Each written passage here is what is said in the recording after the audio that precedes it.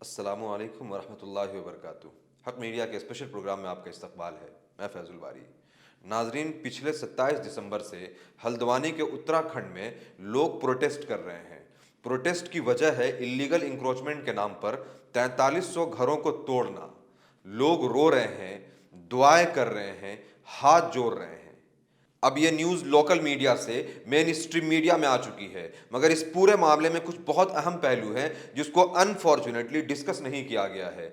जैसे इस पूरे मामले में क्या सिर्फ मुसलमान ही इंपैक्ट होंगे, इंडिया का कानून इस मामले में क्या कहता है, और जो मेन स्ट्रीम मीडिया है, जो हमारी नेशनल मीडिया है, वो इस न्यूज़ को कैसे देख रही है और इस केस को कैसे कवर कर रही है, और लोगों के घरों को तोड़ने के लिए ये पीआईएल फाइल करने वाला रविशंकर जोशी कौन है। ऐसे कुछ बहुत इंपॉर्टेंट पॉइंट्स हैं जिसको हमें समझना बहुत जरूरी है। उत्तराखंड में जमीन जिहाद की साजिश के खिलाफ बड़े बुलडोजर एक्शन की तैयारी होते ही जिहादी गैंग धरना प्रदर्शन पर उतर आया है।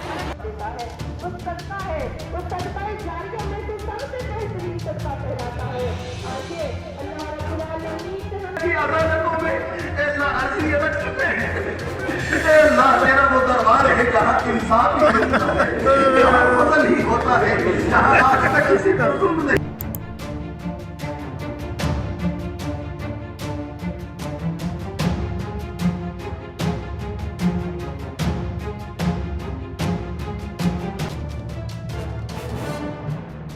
एक पिटीशन के ऊपर उत्तराखंड हाईकोर्ट का जजमेंट आया। हल्द्वानी के बनभूलपुरा एरिया में 78 एकड़ जमीन को रेलवे की मिल्कियत मानते हुए वहां पर बसने वाले 4365 घरों को हटाने और तोड़ने का ऑर्डर इशू किया गया।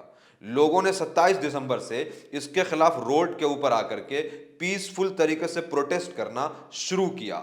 आज 4 जनवरी है और कहीं से कोई बदमाशी, कोई शरारत और कहीं से कोई वायलेंस की कोई खबर नहीं आई है। मतलब यह है कि प्रोटेस्ट बिल्कुल पीसफुल तरीके से हो रहा है। लोग रो रहे हैं, दुआएं कर रहे हैं, अपील कर रहे हैं, अपने आप को एक्सप्लेन कर रहे हैं और गवर्नमेंट से सवाल कर रहे हैं। मगर सवाल यह है कि क्या वो ज़मीन सच में रेलवे की है और क्या ये लोग जो वहां बसते हैं वो सच में अवैध और इलीगल हैं।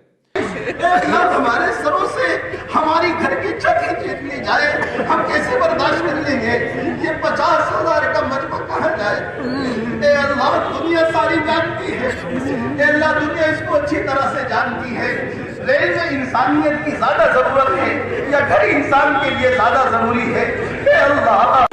29 साल के ईशान सिंह नाम से हिंदू राजपूत लगते हैं। वो द क्विंट से बात करते हुए सवाल पूछते हैं कि अगर ये जमीन रेलवे वालों की है तो उस जमीन के ऊपर स्टेट गवर्नमेंट क्या कर रही है। मतलब यह है कि उस जमीन के ऊपर गवर्नमेंट का स्कूल है, राजकीय पूर्व माध्यमिक विद्यालय बनभूलपुरा। उस एरिया में गवर्नमेंट का प्राइमरी हेल्थ सेंटर भी है। इतना ही नहीं, गवर्नमेंट का स्टेट इंटर कॉलेज भी है।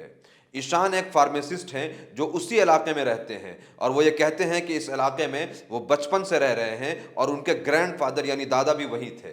वो क्लेम करते हैं कि हाई कोर्ट का फैसला गलत है क्योंकि इंटेंशनली कोर्ट को सारे डॉक्यूमेंट्स नहीं दिखाए गए। इस एरिया के एमएलए हैं सुमित हरिदेश, जो कि कांग्रेस से हैं। वो भी प्रोटेस्टर्स के बीच में बैठे हुए हैं, या ये कहिए कि वो भी प्रोटेस्ट कर रहे हैं और वो भी यही सवाल पूछ रहे हैं। लेकिन यहाँ पे जो अपनी खुद की जमीन है उस पर उन्हें कोई चिंता नहीं है कि रेलवे उस पर कब्जा करना चाहिए। उन्होंने कोई पैरवी हाईकोर्ट में इस विषय में नहीं करी। रेलवे ने स्वयं एफिडेविट में लिख के दिया था कि 29 एकड़ उनका है, लेकिन यहाँ पे 78 एकड़ जद में आ रहा है, जिसमें 4,500 मकान है, मंदिर है, मस्जिद है, स्कूल है, सामुदायिक केंद्र है, धर्मशालाएं हैं, और राज्य सरकार चैन की नींद सोई है। इस एरिया में कई मंदिर और मस्जिद हैं, स्कूल और कॉलेज हैं, गवर्नमेंट हॉस्पिटल हैं। तो क्या गवर्नमेंट हॉस्पिटल ऐसे ही बन जाता है, या ये कहिए कि रेलवे की जमीन को गवर्नमेंट ने कब्जा किया हुआ है? ये कुछ ऐसे अफसोसनाक सवाल हैं जो आपको गवर्नमेंट के और उत्तराखंड हाईकोर्ट के नियत के ऊपर शक करने को मजबूर कर देगा। मुफ्ती अहमद रजा कादरी साबरी मस्जिद के इमाम हैं। वो हाथ में मदरसा के डॉक्यूमेंट को लिए हुए ये कहते हैं कि मदरसा कम से कम 70 साल पुराना है।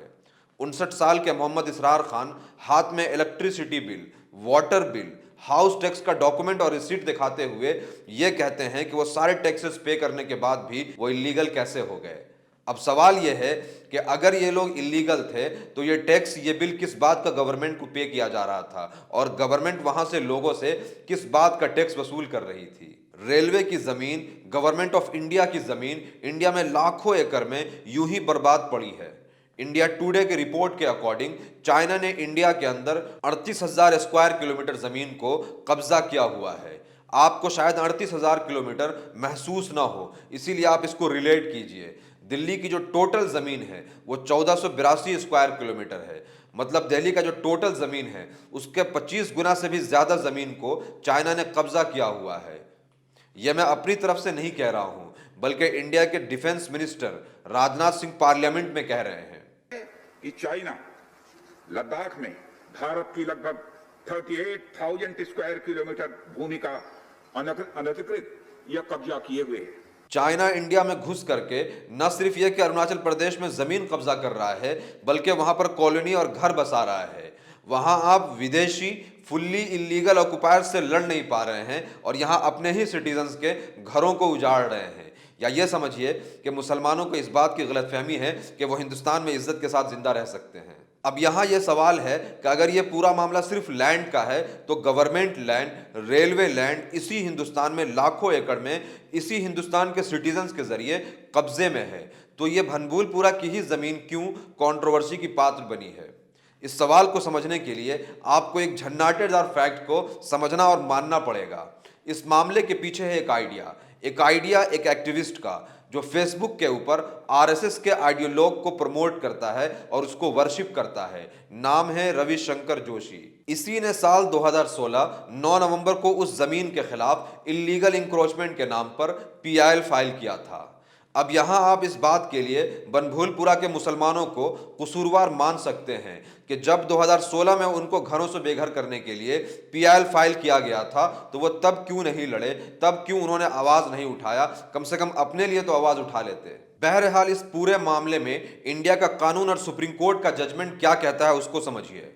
अगस्त 2019 में लैंड डिस्प्यूट के एक केस की हेयरिंग करते हुए सुप्रीम कोर्ट ने लिमिटेशन एक्ट 1963 का हवाला देते हुए एक जजमेंट पास किया और उसमें कहा कि अगर आप किसी की प्रॉपर्टी में 12 साल से रह रहे हैं और उस 12 साल के अंदर किसी ऑनर ने उसके ऊपर ऑनरशिप क्लेम नहीं किया तो अब वो ऑनरशिप आपके ऊपर चली जाती है, यानी उस जमीन के आप ऑनर हैं। और अगर ये जमीन गवर्नमेंट की है, यानी ये गवर्नमेंट प्रॉपर्टी है, तो ये 12 साल की मुद्दत 30 साल तक चली जाती है। ये कानून कितना सही है, कितना गलत है, रेलवे लैंड इसके अंदर आता है या नहीं, इसके ऊपर बात की जा सकती है, मगर आप यहाँ गौर करिए कि वो लोग वहाँ पर 50 साल और 70 साल से रह रहे हैं। तो हमें यह समझना होगा कि गवर्नमेंट की और आम मेजॉरिटी पीपल की मंशा क्या है, क्योंकि असम में अब तक 4500 से ज्यादा घरों को डिमोलिश किया जा चुका है। और हद अफसोस हमारे लिए शर्म से डूब मरने का मकाम तो यह है कि जिनके घरों को तोड़ा जा रहा है वो अब इस हद तक मजबूर हो चुके हैं कि प्रोटेस्ट भी नहीं कर पा रहे हैं। उत्तर प्रदेश में मुसलमानों के घरों को तोड़ा गया, खुशीनगर में 47 घरों को तोड़ने के लिए ऑर्डर आ गया, मध्य प्रदेश के अंदर, गुजरात के अंदर मुसलमानों के घरों को तोड़ा गया और अब उत्तराखंड के अंदर इतने बड़े पैमाने पर मुसलमानों के घरों को तोड़ने का ऑर्डर आया है। पीआईएल फाइल करने वाला एक नॉन रेलवे का बंदा है, एक आरएसएस माइंडेड एक्टिविस्ट है।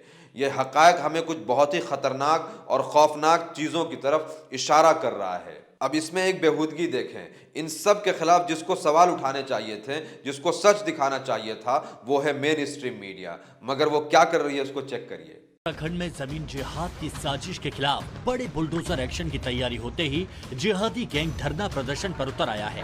हल्द्वानी में हजारों लोगों ने डेरा डाल दिया है।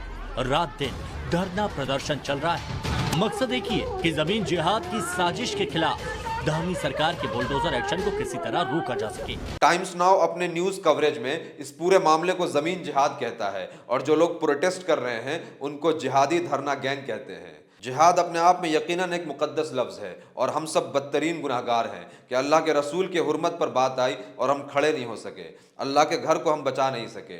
असम में मुसलमानों के घरों को तोड़ा जा रहा है और हम चुप हैं।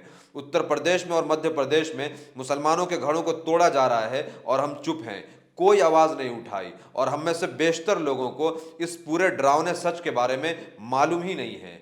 यकीनन हम सब कसूरवार हैं और शायद इसी की सज़ा हमें मिल रही है, मगर यहाँ मेन स्ट्रीम मीडिया का ऐसा ख़तरनाक और कत्लेआम के लिए उकसाने वाला बयान और कवरेज, और फिर कॉमन सिटीजन्स का हमारे और आपके खिलाफ साजिश और कॉन्स्पिरेसी एक थ्रेटनिंग अलार्म है।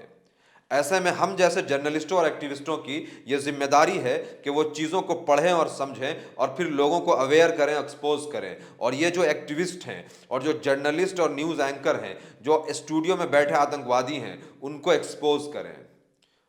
इस वीडियो को ज़्यादा से ज़्यादा शेयर करें। कमेंट में ज़रूर बताएं कि वीडियो आपको कैसा लगा। Thank you.